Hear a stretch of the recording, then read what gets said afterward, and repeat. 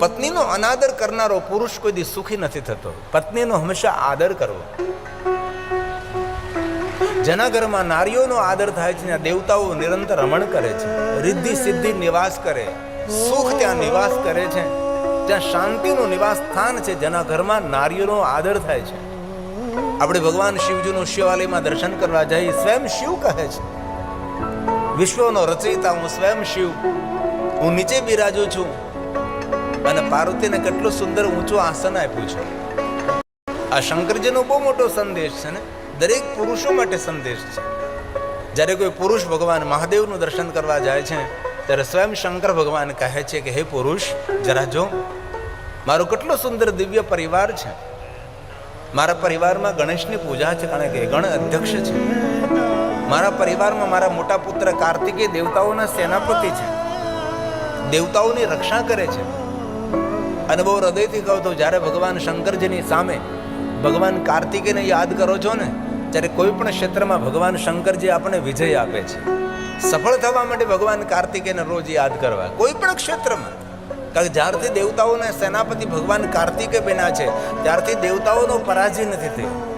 તેથી કોઈ પણ ક્ષેત્રમાં વિજય આપનારા દેવતા આપણા ભગવાન કાર્તિકેય છે. અને ભગવાન શંકરજીને એ મોટા પુત્ર છે.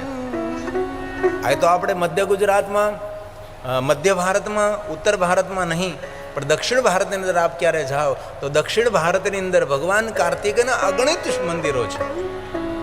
કોઈ પણ પહાડ ઉપર જાઓ ભગવાન કાર્તિકેય બિરાજે છે, સ્કંદ બિરાજે છે, મુરગડ બિરાજે છે, ષડાનંદ બિરાજે છે. આ ભગવાન કાર્તિકેયના નામ છે. ષડાનંદ 6 મુખવાળાકાર ભગવાન કાર્તિકેય છે.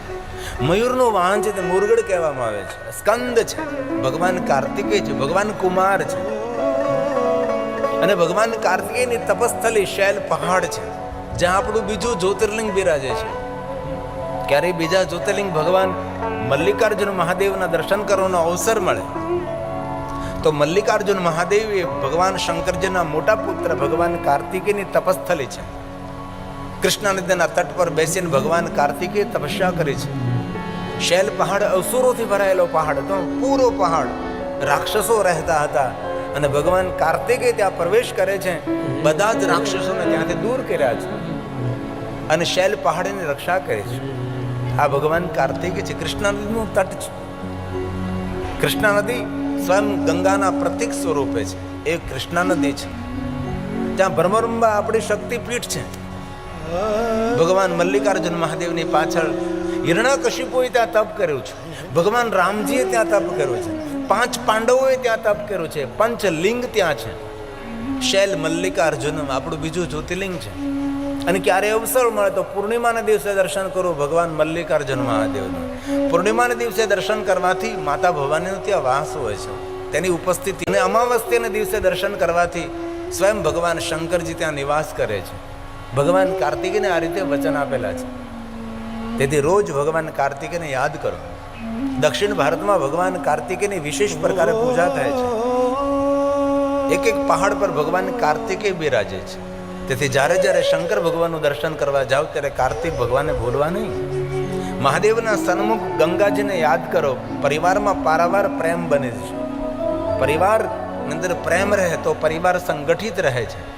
પરિવારમાં એકબીજા પ્રત્યે એકબીજાના સુખનો આગ્રહ રાખીએ તો પરિવારમાં પ્રેમ રહે. શંકર જેવો કોનો પરિવાર, મહાદેવ જેવો કોનો પરિવાર હોઈ શકે છે? તેથી ભગવાન શંકર સંદેશ આપે છે કે મારા પરિવારમાં ગણેશ ભગવાનની પૂજા છે, મારા પરિવારમાં ભગવાન કાર્તિકેયની પૂજા છે. સૌની પૂજા છે. જન્મજાત વૈરવૃત્તિવાળા જે પરિવારમાં સાથે રહે છે એવા શંકર ભગવાનનો પરિવાર છે. સર્પ છે, મૂષક છે, મયુર છે, નંદી છે, સિંહ છે, ભૂત છે, દૂત છે, દેવતા છે, ઋષિ મુનિ છે. હવે ભગવાન શંકરની સાથે સૌ રહે છે. ભગવાન શંકર પુરુષને કહે છે કે હે પુરુષ, તારા ઘરમાં નારી રત્ન હોય તો તેનો આદર કરજે, તેનો અનાદર નહીં કરતો. હું પણ મારા શિવાલયની અંદર હું નીચે બિરાજમાન છું. પાર્વતીને સુંદર ઊંચું આસન આપ્યું છે. તેથી ઘરની અંદર કોઈ પણ નારી રૂપની અંદર શક્તિ હોય તેનો આદર કરો. આપણી સંસ્કૃતિ છે. જે પુરુષ પોતાની નારીનો અનાદર કરે છે, અપમાન કરે છે, અપમાનિત કરે છે, તેનું દેવત્વ જતું રહે છે. તેથી આપણા ઘરની અંદર નારીનો આદર થાય. બીજું કોઈ પણ રૂપમાં હોય, દીકરીના રૂપમાં હોય, બહેનના રૂપમાં હોય, ભૂલથી આદર ન કરો. ત્યાં દેવતાઓ રમણ કરે છે. નાર્યસ્તુ પૂજ્યન્તે રમન્તે તત્ર દેવતા. તત્ર દેવતા, મહાદેવતા નિવાસ કરે છે, જેના ઘરમાં નારીનો આદર થાય છે. યત્ર નાર્યસ્તુ પૂજ્યન્તે રમન્તે તત્ર દેવતા. યત્ર તાસ્તુ ન પૂજ્યન્તે સર્વાસ્તત્ર ફલાક્રિયા. સર્વાસ્તત્ર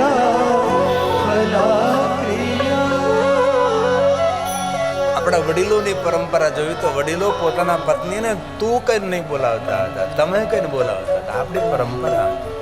ઘણું બધું વિસરાઈ ગયું છે, ઘણું બધું ભૂલાઈ ગયું છે. સમાજની વચ્ચે પોતાના પત્ની હોય તો તેને તમે કહે છે, પત્નીને તું કઈ પણ ન બોલાવે. આવો આદર હતો.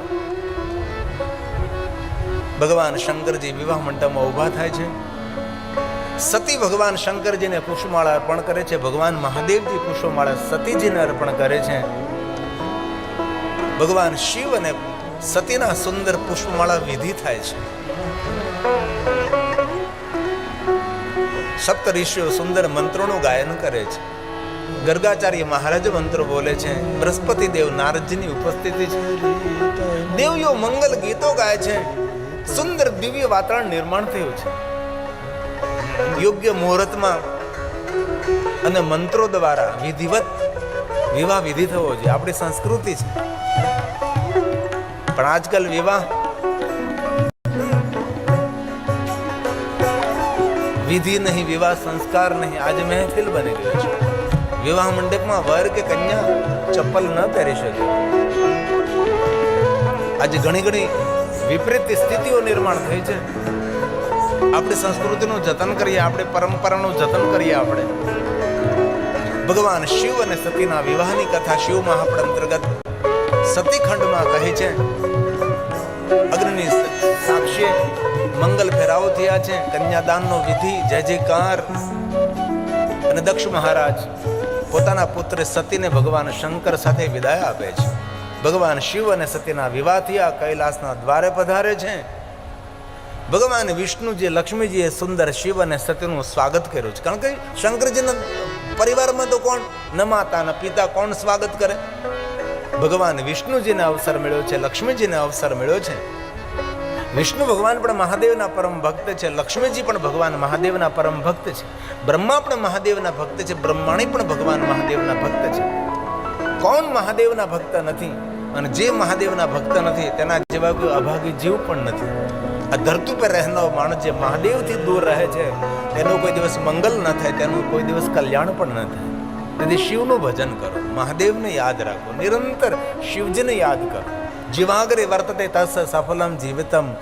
જીવનને સફળ કરવું હોય તો મહાદેવને નિરંતર યાદ કરો. શંકર ભગવાન એવા એક દેવ છે કે આપણે જે ધારતા ન હોય તેના કરતાં વધારે ભગવાન શંકરજી આપણને સામર્થ્ય આપનાર છે. આપણા સૌનું ભાગ્ય ખોલનાર ભગવાન શંકર છે. તેથી મારા યુવાન ભાઈઓ બહેનોને મારી હૃદયથી પ્રાર્થના છે, વધારેમાં વધારે ભગવાન શિવનું ભજન કરો, વધારેમાં વધારે ભગવાન મહાદેવને યાદ કરો. ભગવાન શિવ વગર આપણું સૌનું જીવન અધૂરું છે. પહેલા તો એ ખબર નથી જીવન કોને કહેવાય. જીવન એટલે જે ભગવાને આપણે શરીર આપ્યું છે, શરીરના માધ્યમથી જે આપણે અનુભૂતિ કરી રહ્યા છીએ, આપણું જીવન છે. જીવન એટલે શું? શરીર નથી તો જીવન પણ નથી આપણું. અને સૂક્ષ્મ જીવન છે એને આપણને ખબર નથી. તેથી વારંવાર પહેલે દિવસે આજ સુધી કહું છું, જીવનનો અર્થ છે આપણું શરીર. જો આપણા શરીરનું આપણે ધ્યાન નહીં રાખીએ તો આપણે ભગવાનના ગુનેગાર છીએ. ભગવાનનું આપેલું છે. દુનિયામાં કરોડો રૂપિયા, દુનિયાની બધી સંપત્તિ આપતા તંદુરસ્ત શરીર નહીં મળે. તેથી આપને જો તંદુરસ્ત શરીર મળ્યો, સ્વસ્થ શરીર મળ્યું હોય તો વધારે સ્વસ્થ રાખવા માટે વ્યાયામ કરો, પ્રાણાયામ કરો, ખાવા પીવામાં સંયમ રાખો. જે શરીરને જરૂર ન હોય એવું પેટમાં નાખવું જોઈએ નહીં. જે શરીરને જરૂર નથી જ એ જઠરાગ્નિમાં નાખવું નહીં જોઈએ. આજથી દ્રઢ સંકલ્પ કરો કે જો તમને કફ હોય તો કફને લગતી વસ્તુ ત્યાગી દેવી જોઈએ, તમારા માટે પોઈઝન છે. જો તમને પિત્તનો દર્દ હતો તો પિત્તને લગતી દરેક વસ્તુ જે વૈદ્ય લખી આપી તમારે મોઢામાં નહીં મૂકવાની. વાયુનો તમને પ્રકોપ હોય તો વાયુને લગતી કોઈ પણ વસ્તુ નહીં ખાવાની. એકવાર શરીર બગડી ગયું પછી જીવન જીવવાનો આનંદ મળે. જીવન જીવવાનો આનંદ એકદમ સ્વસ્થ શરીરથી મળે છે. તેથી આપણા શરીરને આપણે આરોગ્યથી ભરપૂર રાખીએ એવી સૌને પ્રાર્થના છે. ને વિશેષ ભગવાનનું આપેલું સુંદર શરીર છે, એ શરીરને સાચવો તમે, તો તમે જીવન જીવવાનો આનંદ માણી શકશો. બાકી દુનિયાની સંપત્તિ આપણી પાસે છે, ઢગલા બંધ સંપત્તિ, આટલી જમીન જાગીર, વ્યવસ્થા, સુવિધા, વૈભવ, પણ જો શરીર તંદુરસ્ત નહીં હોય તો તમને જીવન જીવવાનો આનંદ નહીં મળે. તેથી આપણું આરોગ્ય કેવી રીતે રહે તેના પર પૂરેપૂરું ધ્યાન આપજો.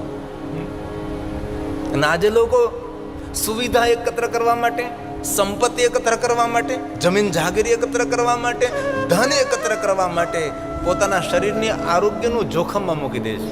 પોતાનું આરોગ્ય જોખમમાં મૂકે છે. સંપત્તિ, જમીન જાગીર જોખમમાં મૂકી શકે, આરોગ્યને કોઈ દી જોખમમાં ન મૂકી શકે. આરોગ્ય સાથે બાંધછોડ ન કરાય. દુનિયાના સુખ ક્યારે માણી શકીએ? જ્યારે આપણે તંદુરસ્ત છીએ. તેથી શરીરથી પણ તંદુરસ્ત રહીએ ને મનથી પણ તંદુરસ્ત રહીએ. આજનો માણસ પોતાના શરીરથી પણ તંદુરસ્ત નથી, આજનો માણસ પોતાના મનથી પણ તંદુરસ્ત નથી.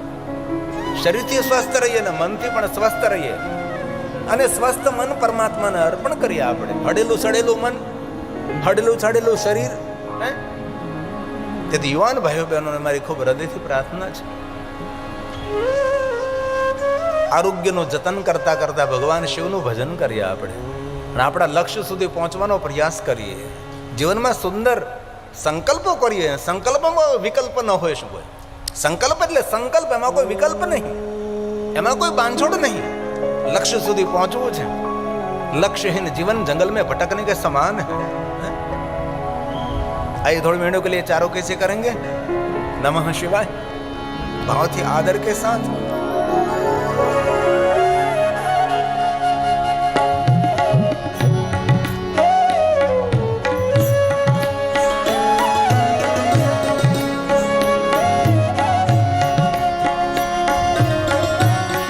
दिल से हृदय से गाएंगे, साथ में गाएंगे।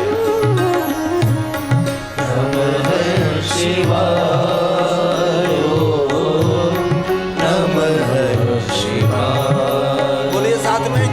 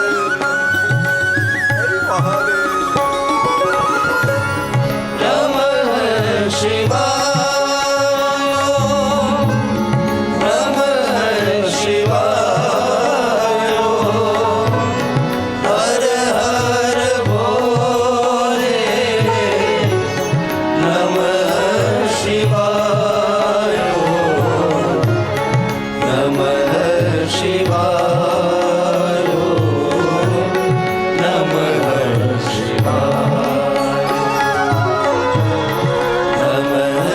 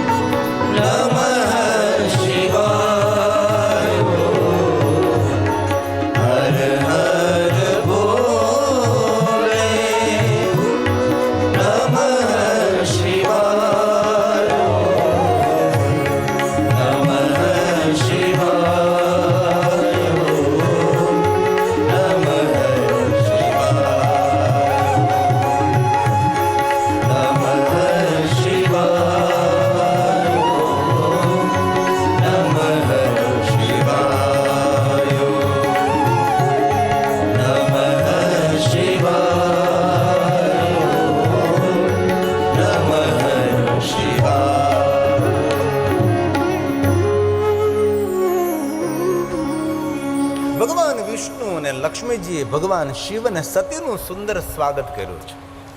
કૈલાસમાં ભગવાન શિવ અને સતી બિરાજે છે. કૈલાસ એ ભગવાન શિવ અને પાર્વતીનું નિવાસ સ્થાન છે. કૈલાસ કોઈ શમશાન નથી. શમશાન ઉપર કૈલાસ શબ્દ લખો એ કૈલાસનો અનાદર છે. જો આપણે કૈલાસ શબ્દ શમશાન ઉપર લખવા રાખશું તો કોઈ પોતાના ઘર ઉપર, કોઈ પોતાના મહેલ ઉપર, કોઈ પોતાના મકાન ઉપર કૈલાસ શબ્દ નહીં લખે. અન્ય કોઈ શબ્દ લખી શકો છો.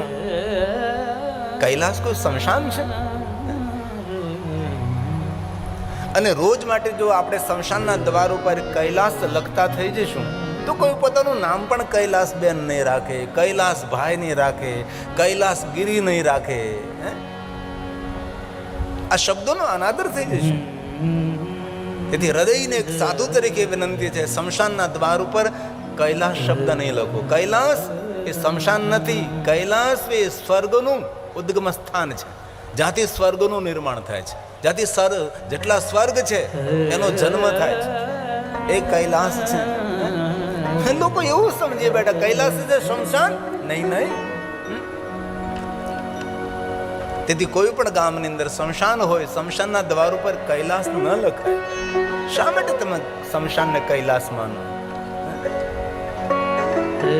કૈલાસ એક એવો સ્થાન છે, આખા બ્રહ્માંડનો નાશ થઈ શકે છે, પણ કૈલાસ એ અવિનાશી છે.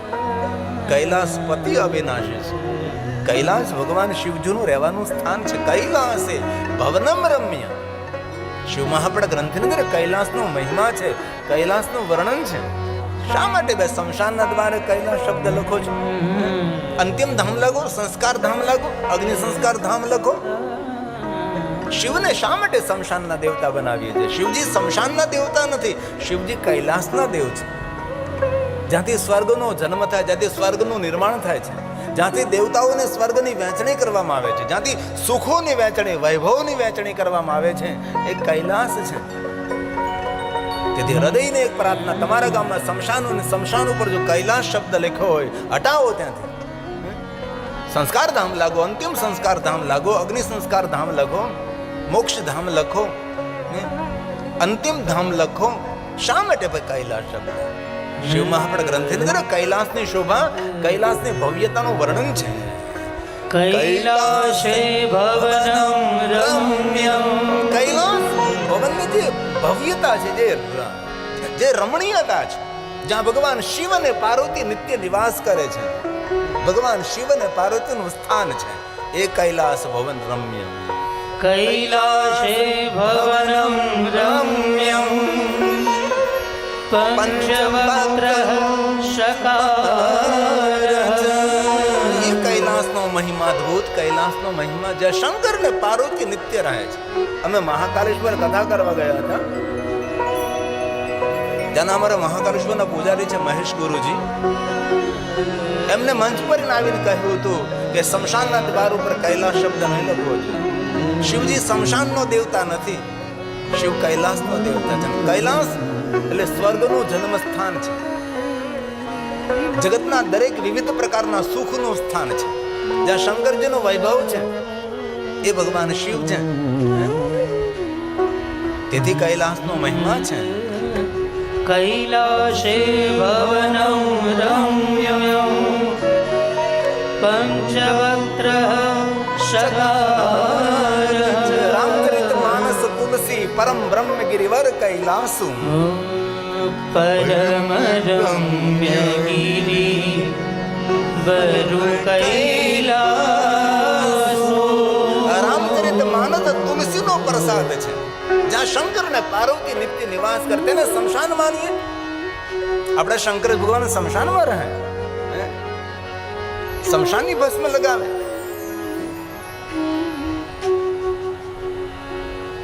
રામચરિત માનસ તુલસીનો પ્રસાદ છે, પરમ રમ્ય. પરમ રમ્ય ગિરી બરુ કૈલાસુ.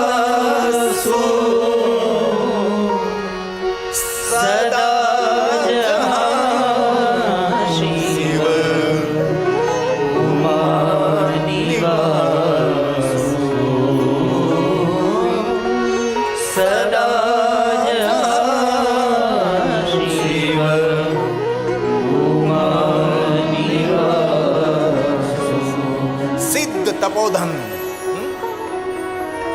જ્યાં તપોધન નિવાસ કરે, તપોધન નિવાસ કરે છે.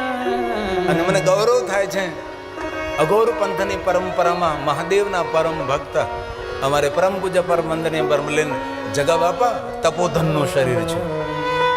અમારો ભાવેશ બાપુ તપોધન છે, વૈભવજી તપોધન છે. જેમનો વાસ ભગવાન મહાદેવના દરબારમાં છે. સિદ્ધ તપોધન, સિદ્ધ તપોધન જોગી જન, જોગી જન, જોગી યોગી, ત્યાં કોઈ ભોગી નથી. એ કૈલાસ, અને તમે કૈલાસને સ્મશાન બનાવી દીધું.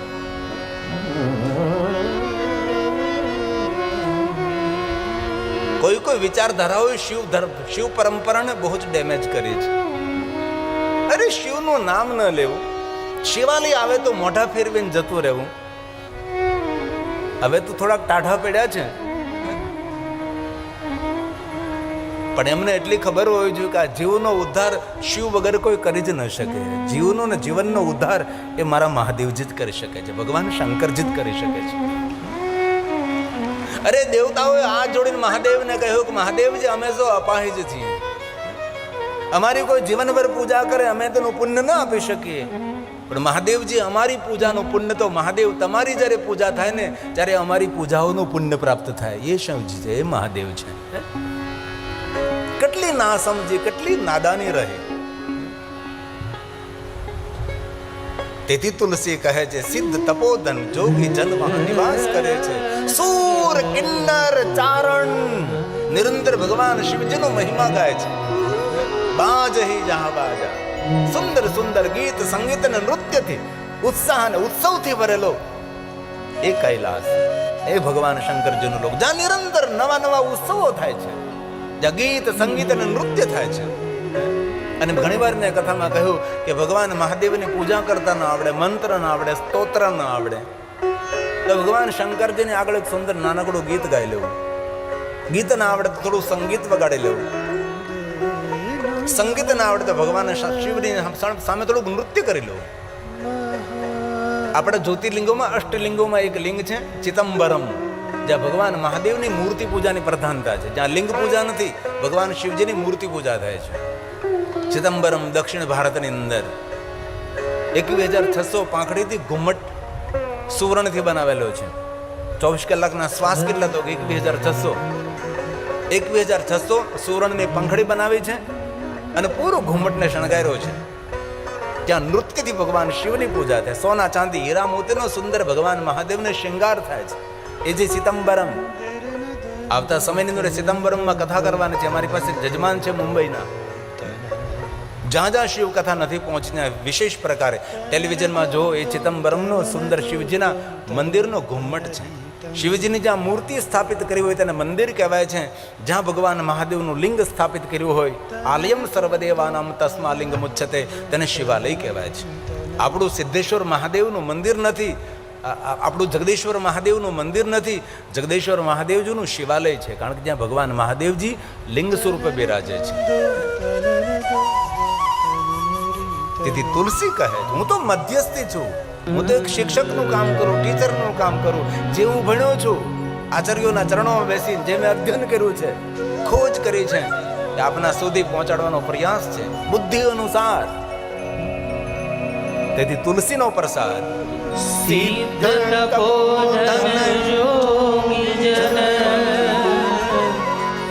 સુર કિન્નર મુનિ વૃંદ, એક મુનિ બે મુનિ, મુનિ વૃંદ, વિપ્ર વૃંદ, સંત વૃંદ, મોટો સમૂહ, સૂર કિન્નર મુનિ વૃંદ. તુલસી કેટલું સુંદર મહાદેવ માટે કહે છે. રામચરિત માનસ માટે તો ભગવાન રામજીનો જેટલો મહિમા ગાયો છે અને ભારોભર શંકરજીનો મહિમા તુલસીએ ગાયો છે. રામ પણ મહાદેવના ભક્ત, કૃષ્ણ પણ મહાદેવના ભક્ત, સૂર પણ મહાદેવના ભક્ત, અસુર પણ મહાદેવના ભક્ત છે. શિવથી જે જીવ અળગો રહે છે, જીવનું કઈ ભી મંગળ ન થાય. તેથી તુલસી ભગવાન મહાદેવના લોકનું વર્ણન કરે છે. સિદ્ધ તપોધન જોગી જન, સુર કિન્નર મુનિ વૃંદ. બસ ज्योति बस ही जहां सुकृति सुकृति पुण्यमान सुकृति लोगो હે શિવલોકમાં કોણ નિવાસ કરે, કૈલાસમાં કોણ નિવાસ કરે? જેને સુકૃત, જેને પુણ્ય કર્મો કર્યા છે, બહુ જ મોટા મોટા પુણ્યો કર્યા છે. અને એ પણ તમે યાદ રાખી લેજો કે જે મહાદેવની કથા કોણ સાંભળી શકે? જેને પૂર્વજન્મમાં અને જેના પૂર્વજોએ મોટા મોટા પુણ્યો કર્યા હોય છે એ ભગવાન મહાદેવની કથાનું શ્રવણ કરી શકે છે. બાકી કથામાં મન ન લાગે, કથામાં ચિત્ત ન લાગે, તેનું ચિત્ત ચકડોળે ચડેલો હોય છે. ચિત્તડા જેના ચકડોળે એને લાગે નહીં બોધ.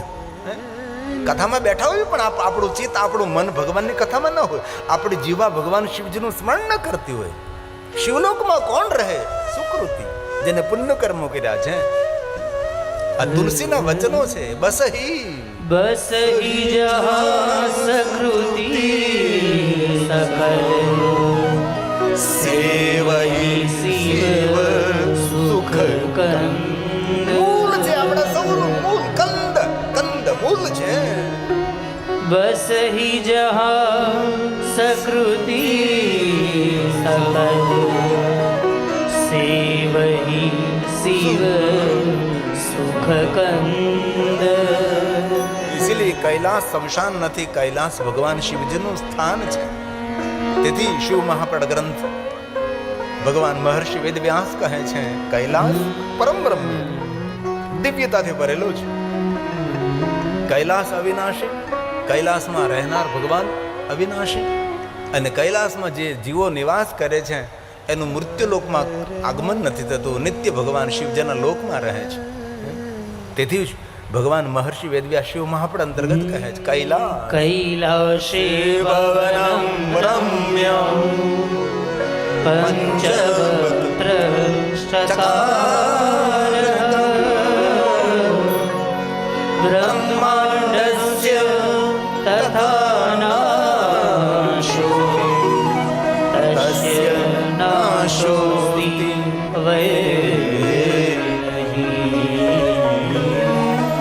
तस्य नाशोऽस्ति તેથી હૃદયની પ્રાર્થના, કોઈ પણ વિચારધારા સાથે જોડાયેલા હોય, ભગવાન મહાદેવનું ભજન ખૂબ કરવું. એક પલ પણ મહાદેવને ન છોડાય તેની ખૂબ કાળજી રાખવી. એક પલ પણ શંકરજી ન વિસરાય તેનું ખૂબ ધ્યાન રાખવું. શિવ વગર જીવનો ઉદ્ધાર નથી. શિવ મહાપડ ગ્રંથમાં અનેક ઋષિ મુનિઓને શિવ ભક્તિનું વર્ણન છે. અગણિત મહાદેવના ભક્તોનું વર્ણન છે. અન્ય ગ્રંથોમાં પણ શિવજીના ભક્તોનું વર્ણન છે. એમાં ઋષિ મુનિઓએ શંકર ભગવાનને કહ્યું છે ભગવાન એક હૃદયની પ્રાર્થના કરીએ છીએ, જીવન પર્યંત તમારી પાસે ક્યાં માગ્યું તો નથી, પણ એક અરજ તો ખરી જ.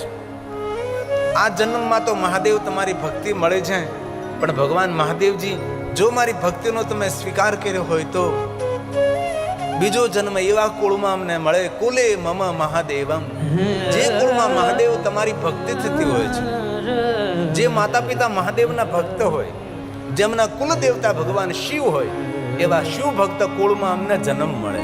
આ ઋષિ મુનિઓએ શંકર ભગવાન પાસે માંગણી કરી છે. આ શ્લોક શિવ મહાપડ ગ્રંથનો છે. કુલે મમ મહાદેવ ભજનમ તેસ્તુ સર્વદા. જે કુલમાં નિરંતર ભગવાન શિવનું ભજન થતું હોય, જે કુલમાં મહાદેવની ભક્તિ થતી હોય, એક વસ્તુ યાદ રાખજો, જો તમારા મા બાપ મહાદેવના ભક્ત હોય ને તો સમજી લેજો ભગવાન મહાદેવે તમારા પર કૃપા કરી છે અને શિવ ભક્ત કુળમાં તમારો જન્મ થયો છે. આપના કુળ દેવતા જો મહાદેવ, ઈષ્ટ દેવતા મહાદેવ, કુલ પરંપરામાં શંકરજી હોય તો તમારા જેવો કોઈ ભાગશાળી જીવ નથી. આ ઋષિ મુનિએ કહ્યું કે અમને બીજો જન્મ મળે તો મહાદેવજી એક પ્રાર્થના કે મહાદેવના ભક્ત માતા પિતા મળે, અને જે કુળના ઈષ્ટ દેવતા મહાદેવ તમે હો, જે કુળમાં મહાદેવ તમારું ભજન થતું હોય એવા પરિવારની અંદર અમને જન્મ મળે. કુલે મમ મહાદેવ ભજનમ તેસ્તુ સર્વદા. મા ભૂતસ્ય કુલે જન્મ યત્ર ત્વં નહીં દેવ. મહાદેવ, અન્ય કોઈ દેવતાઓ નહીં. કોણ? યત્ર ત્વં નહીં દેવતા. અન્ય દેવતાઓની ઉપાસના થતી હોય ત્યાં નથી જવું અમારે. અમારે તો ત્યાં જવું છે કે હે મહાદેવ, આપની સાધના, આપની ઉપાસના થતી હોય છે. એટલું યાદ રાખજો, સગા સંબંધી છૂટી જાય તો છૂટવા દેજો. અરે થોડી જમીન છૂટી જાય છૂટવા જો. જતું કરે તેનું કાંઈ નથી જતું, પણ જતું નથી કરતા તેનું બધું જતું રહે છે. ક્યારે કુટુંબ, ભાઈ ભાંડું, કુટુંબ પરિવારની અંદર ક્યારે કોઈ પણ આપની સાથે અન્યાય કરે તો થવા દેજો અન્યાય. પણ ભગવાનના દરબારમાં સંપૂર્ણ ન્યાય થાય છે. મહેનત કર્યા વગરનો 1 રૂપિયો પણ જો તમારા ઘરમાં આવ્યો ને તો તમારા છોકરાઓમાં તમને જોવા મળે છે. ખૂબ મહેનત કરો, ખૂબ પુરુષાર્થ કરો. મહેનત વગરનું મળેલું ધન એ નીતિનું ધન ન કહેવાય. પુરુષાર્થથી કમાયેલો અડધો રોટલો અમૃતનો ઓટકાર આપશે અને મરણ સુધારશે અને જીવન પણ સુધારશે, ભવ પણ સુધારશે અને આવતો ભવ પણ ભવનાથ મહાદેવ મળી જશે. રામના બાપને ન છોડે અંધો અંધી બે તપસી એની મૂર્તિ સામે ખડખડ હસી. તો આપણને કઈ રીતે છોડી શકે આપણા કર્મો? જમીન છૂટે તો છૂટવા દો, સગો છૂટે તો છૂટવા દો, થોડી સંપત્તિ છૂટે છૂટવા દો. પણ ભવપાર થવું હોય તો કોઈ પણ પરિસ્થિતિ આવે, કોઈ પણ દુઃખ, કોઈ પણ વેદના, કોઈ પણ પીડા, કોઈ પણ કુટુંબ પરિવારનું આવરણ આવે, આસમાન ધરતી એક ન થાય પણ આસમાન ધરતી એક થઈ જાય. પણ જીવનને ઉજ્જવળ બનાવવું હોય, બધું છૂટી જાય છૂટવા જો, પણ મહાદેવને નહીં છોડતા. એ જ આપણો ઉદ્ધાર કરનારો છે, એ જ આપણું મંગલ અને સર્વ મંગલ કરનારો શંકર છે. આપણા છોકરાઓને સુખી કરશે, આપણા પૂર્વજોને તારી દેશે, એ શંકરજી છે. તેથી બહુ હૃદયની પ્રાર્થના કરું છું, સાધુ છું, હાલતા ચાલતા બેસતા ઉઠતા ખાતા પીતા ઊંઘતા જાગતા, ઘરમાં વનમાં શમશાનમાં, પવિત્ર અવસ્થામાં અપવિત્ર અવસ્થામાં, કોઈ પણ અવસ્થામાં આસ્થાથી ભગવાન મહાદેવને યાદ કરજો. ભલે ઓમ નમઃ શિવાય, ઓમ નમઃ શિવાય ન બોલી શકો, મહાદેવ મહાદેવ મહાદેવ મહાદેવ, અરે શિવ શિવ શિવ.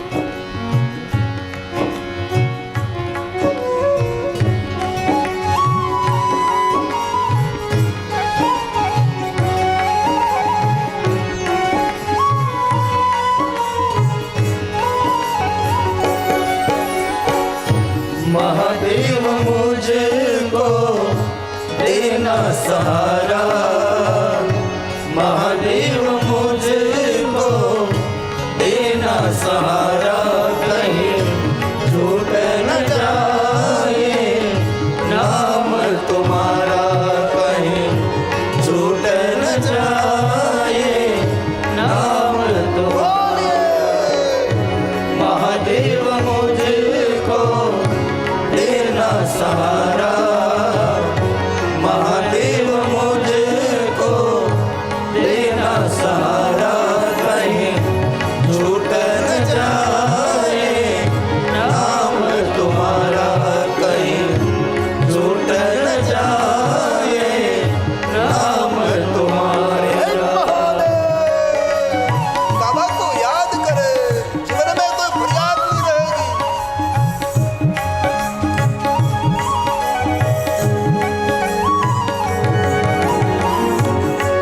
अरे ताली महादेव ने वहां बाबा सुन ले कैलाश में. और शंकर पूछे पार्वती ने कि पार्वती आवाज क्यांથી આવે? તાલીનો નાદ ક્યાંથી ગુજે? પાર્વતી પણ કહે આ જગા બાપાના સાનિધ્યમાંથી આવે છે.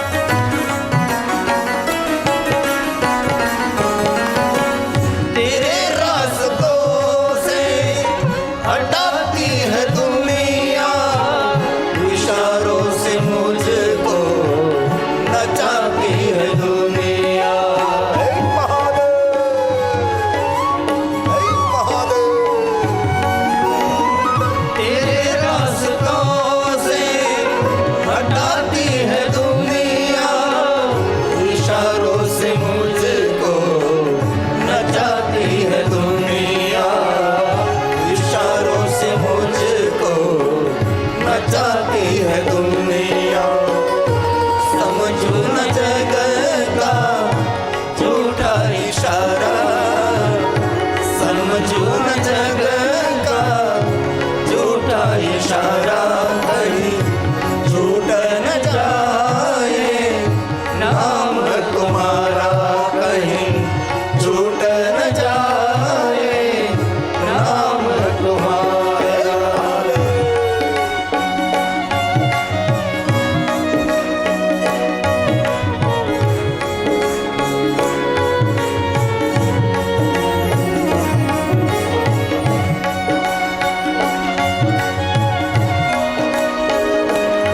ચાલીથી સ્ફૂર્તિ મળે, આરોગ્ય મળે.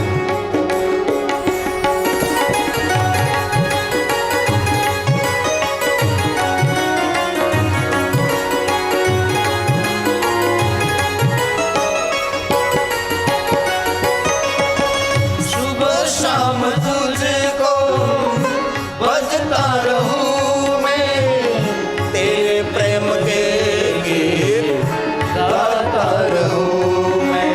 મહાદેવ મહાદેવ મહાદેવ. सुबह शाम तुझको भजता रहूं मैं, तेरे प्रेम के गीत गाता रहूं मैं, तेरे प्रेम के गीत गाता रहूं मैं.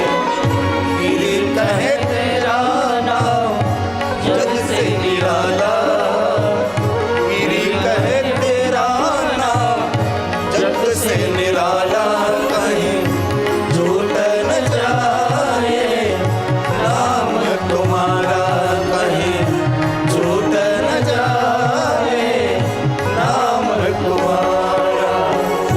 महादेव मुझको देना सहारा, महादेव मुझको देना सहारा.